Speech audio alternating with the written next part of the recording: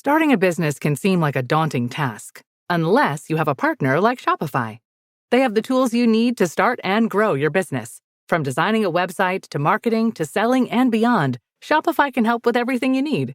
There's a reason millions of companies like Mattel, Heinz, and Allbirds continue to trust and use them.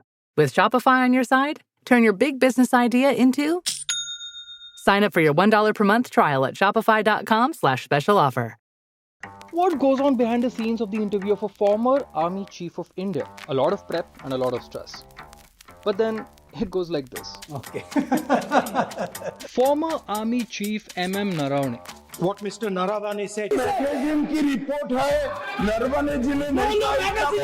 Yep, they're all talking about him.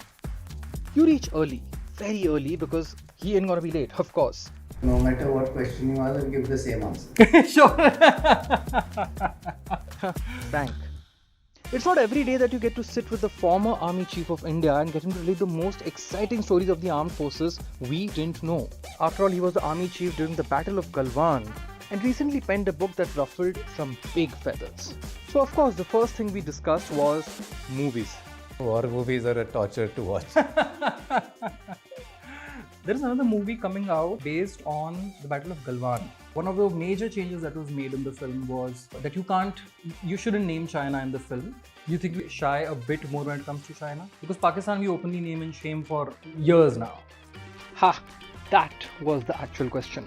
Then we talked about the circus. Set fire to the Karachi port. It was always better to underreport than to overreport. And finally, we talked business. I'm going to address the elephant in the room with this one. The leaked excerpts of your book, of your unpublished book, was there any truth to those claims? Because everybody has drawn their own inference to it. See, I'm not aware of where they have got that manuscript from. You've not seen the leaked manuscript at all? Do you think it is correct to label somebody as so-called anti-national for questioning the armed forces? So it is in no way to be seen as anti-national. But to immediately go to the extreme of calling it a failure, that is not correct. Do you really think Pahalgam or Pulwama or attacks like these were a intelligence or a security failure to an extent? When something like a Pahalgam happens, there is a lot of warmongering to an extent. The emotional and social cost of war nobody talks about. The dust and grime and the blood and gore is something you wish nobody ever would have to see. Badi Baate with former Army Chief MM Naravane. Shots were fired.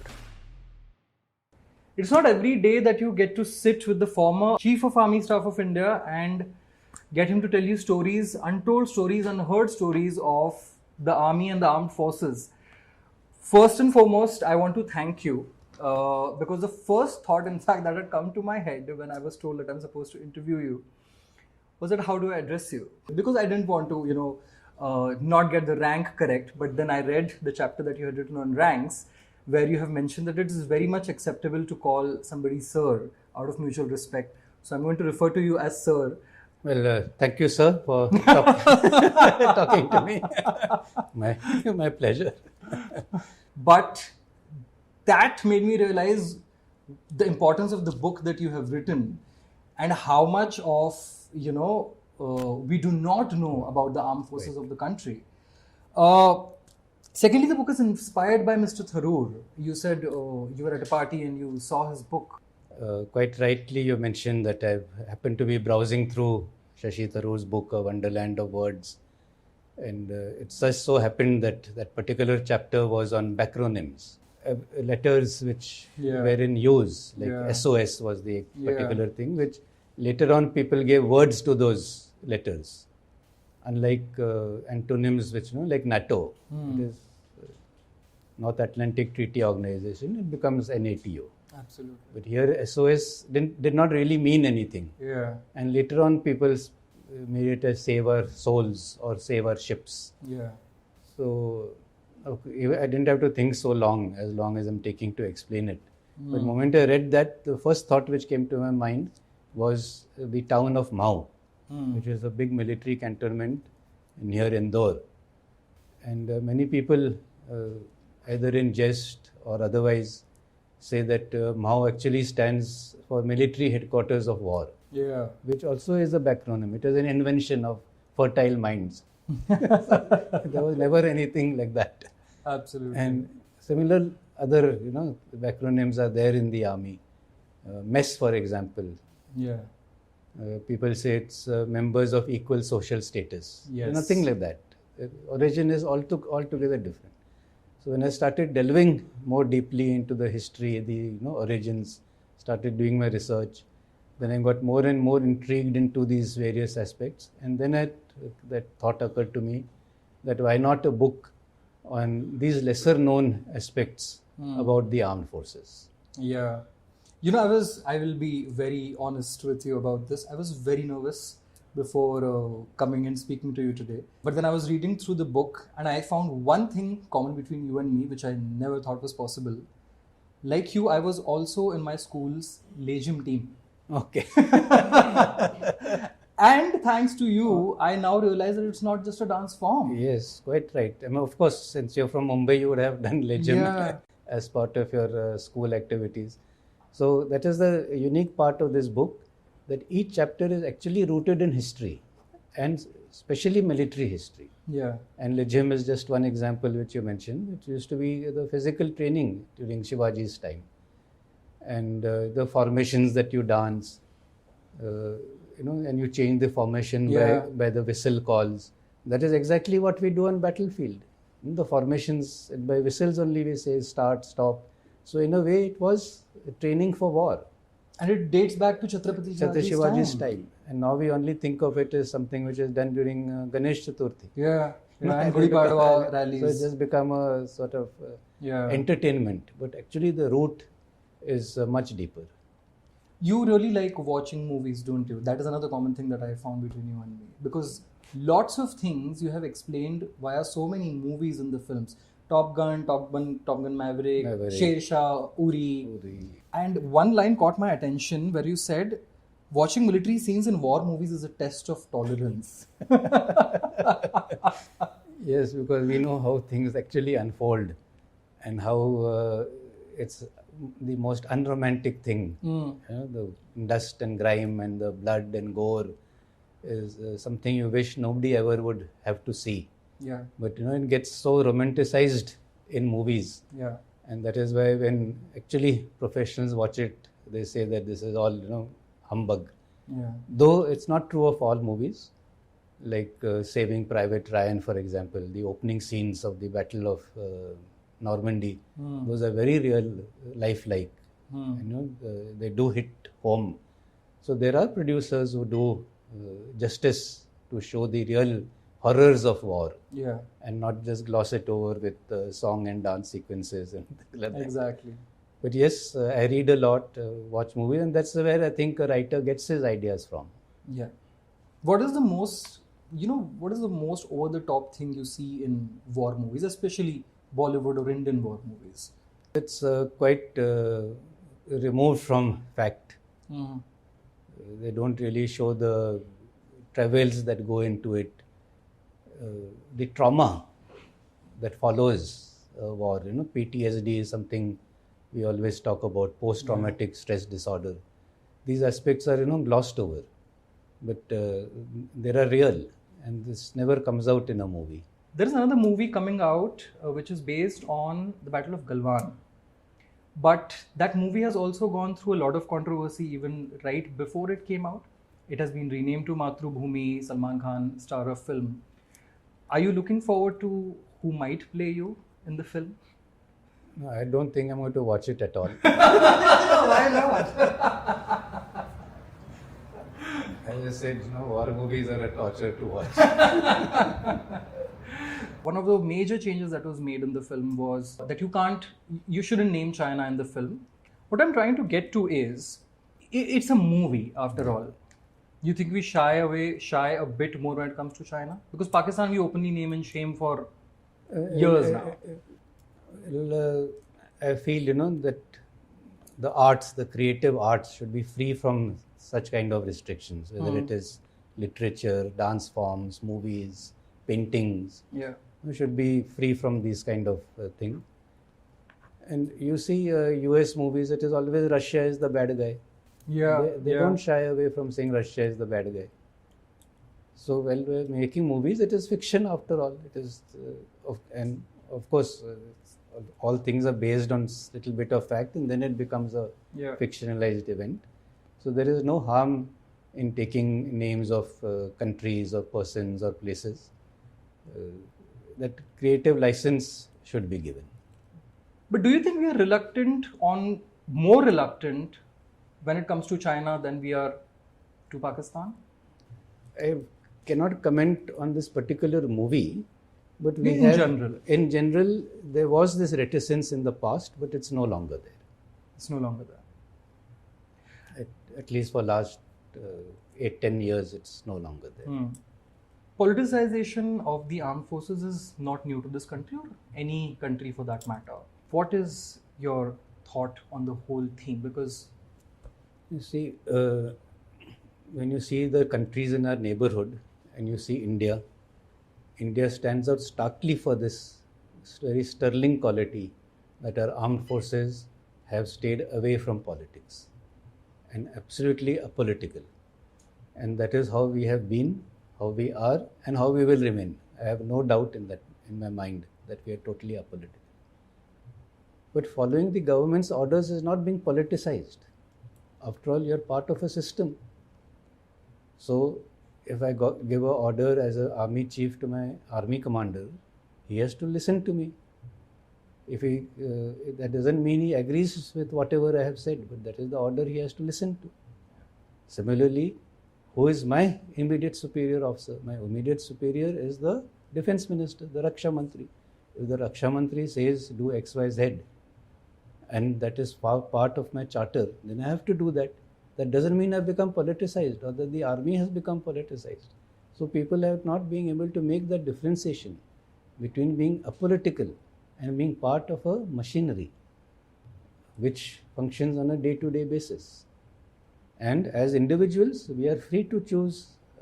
As an organization, we are apolitical. But as individuals, we are free to cast our vote.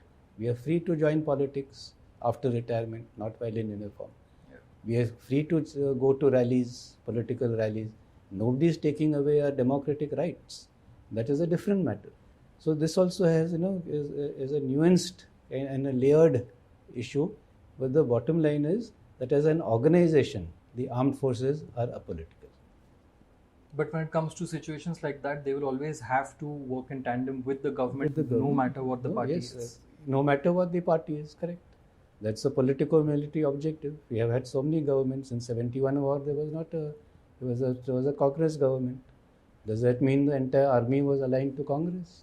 The ruling government does it, the opposition does it in various forms, asking for votes in the name of the army or dragging certain controversies to the parliament by the opposition, etc., etc. I think you know where my question is going to go with this. I'm going to address the elephant in the room with this one. The relationship between China and India. What Mr. Naravane said. No.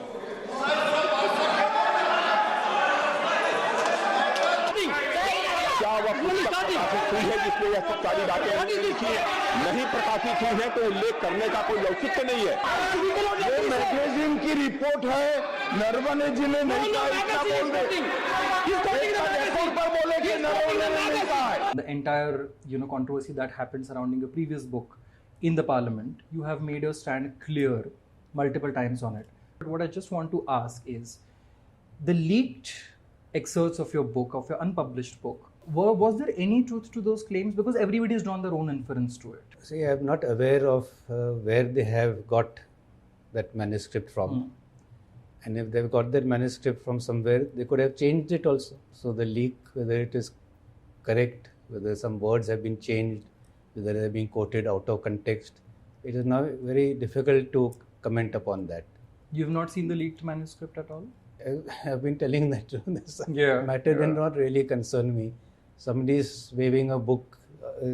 Let me tell you, I have not seen my own book, which is being shown. I have a book, physical copy of my latest book in my hand, but a copy of that book, I didn't see it myself. I don't know how people are showing it. So that is the status. So it's very difficult to comment on matters which could have been manipulated. One of the things that was made controversial was that the government saying that do whatever you want. I don't think it is do whatever you want. Yeah. It is do what is appropriate at that point of time. And yes, it is appropriate, and to that extent it is a free hand, but within the overarching national security policy, the ambit, it is a whole of nation effort.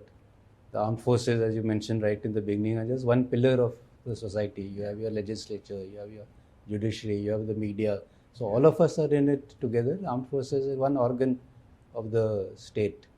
So when the armed forces are given certain objectives to achieve, some targets to be met. So once that is known, what is the politico-military objective, then how it is to be done. There is that management principle.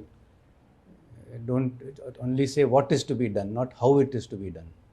So that how is a free hand. You mentioned right in the beginning that this is to bust certain myths and certain mysteries around how the life in the armed forces is. Myths, we all know how dangerous they can be. Some myths come out of different sources like folklores, like long-told stories, etc., etc. Some myths get created off late on 9 p.m. debates on primetime TV. How does one counter those myths? Because since we are talking in around the same week, exactly a year later, after Pahalgam and Operation Sindhu, one thing that was really called out during that entire period was the way media portrays things. Sutron ke aadhar par, sources, etc., etc.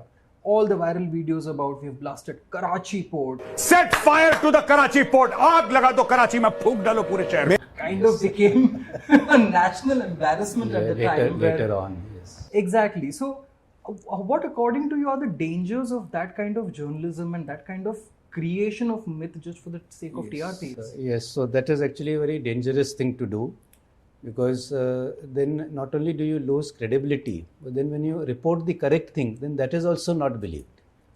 Exactly. Therefore, it was always better to under-report than to over-report. So that at least your credibility is maintained.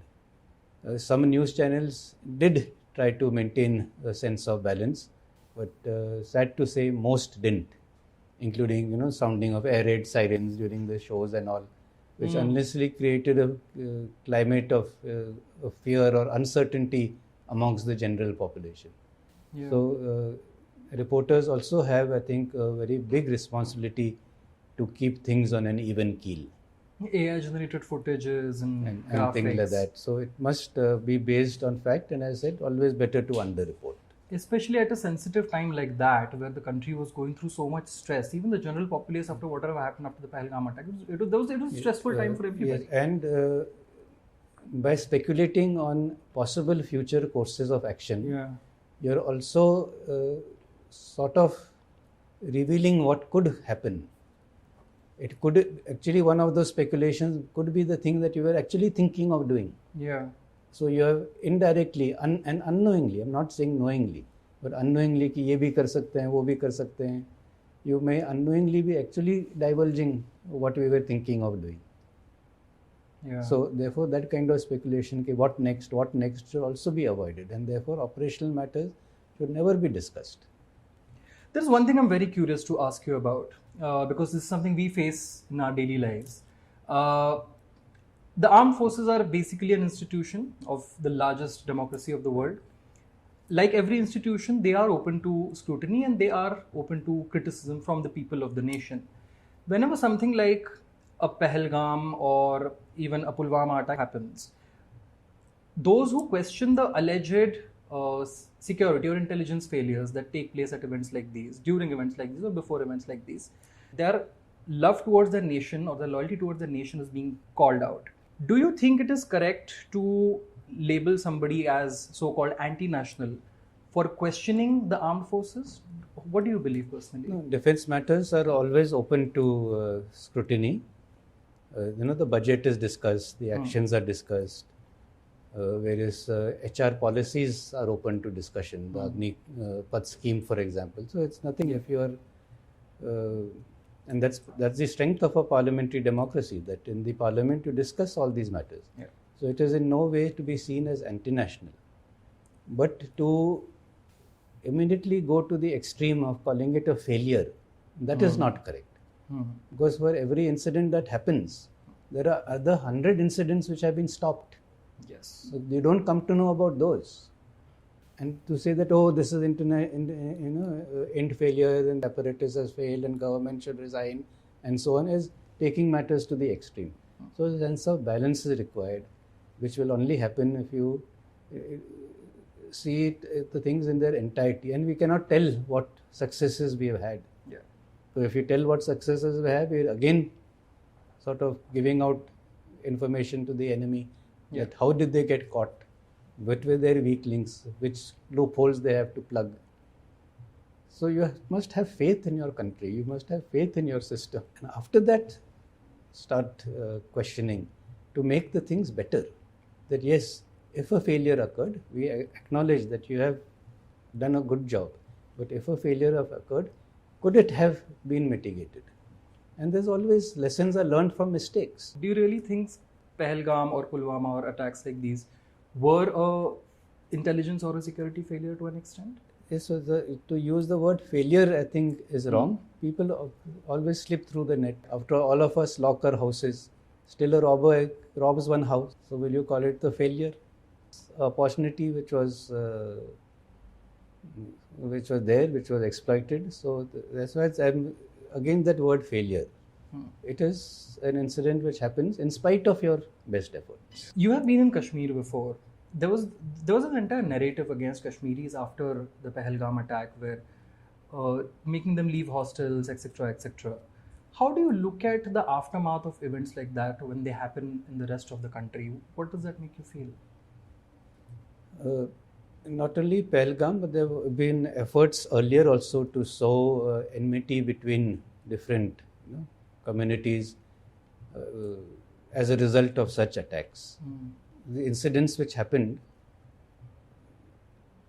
I won't say they were one-off incidents. This incident did happen in considerable numbers, Yes. but still not as much as the entire population which is residing in other parts of the country. You did not see people going en masse back to Kashmir. Yeah. We protected, or the community which they were staying in did not really look at them any different from the way they were looking at them earlier. But yes, these odd incidents will always happen. We are living in a multi-ethnic, multi-religious society, and there would be differences. There would be people who are more inclined to take aggressive action. There are also people who are equally shield. The height of Second World War, Yeah. Germans were shielding Jews. Every German wasn't bad. So there are shades of grey in everywhere. We should not try to see it in black and white. When something like a Pahalgam happens, emotions of the nation are very heightened. And there is a lot of warmongering to an extent, which is usually aided and abetted by the narratives that go on these primetime debates that we spoke about. But the real human cost is very different. Yes. It works very differently out there on the field. Well, yes, when an incident happens and it is fresh in everybody's minds, obviously emotions run high. And that is where mature statesmanship comes into play. To be able to keep tempers under control and to be able to formulate responses which are based on your own capabilities and not a knee-jerk reaction. Yeah. And then get further embroiled in something which you didn't want to do.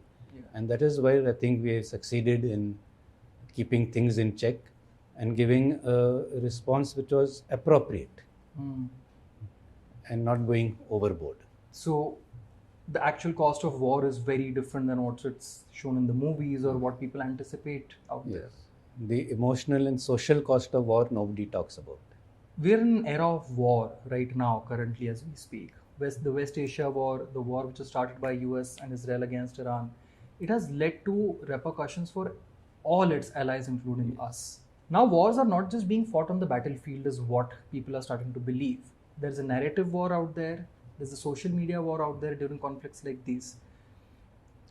What do you think is the future of wars in the world, or even from India's perspective for that matter? Because one would like to believe that it's 2026 and war was the era of World War I or World War II. But today, we see what is happening in the world. Wars should, I've always maintained, should be the last option. Yeah. But the way mankind is, wars will always be there. And the best way to have peace is to prepare for war. So if you're strong, if you're well prepared, then people will hesitate to attack you or take action against you. So but being prepared for war is not warmongering. It is always possible to resolve differences through dialogue. And the more you talk to each other, the more you understand the other person's perspective, what are his red lines, how much give and take is possible. At the end of that, if both sides can walk away feeling they have won, then it's a lasting solution. So that is where we should be looking at going ahead, especially in the Middle East or Russia, Ukraine. Both people should feel that they have walked out with something, with a win. Yeah. Thank you so much, sir. And it is an absolute honor to be able to sit across the table with you. Pleasure to talk to you. Thank you so much, sir. Sir, is there a Bollywood movie that comes closer to the reality when it comes to the portrayal of military? Bollywood to nahi. Not even a single. Not a single.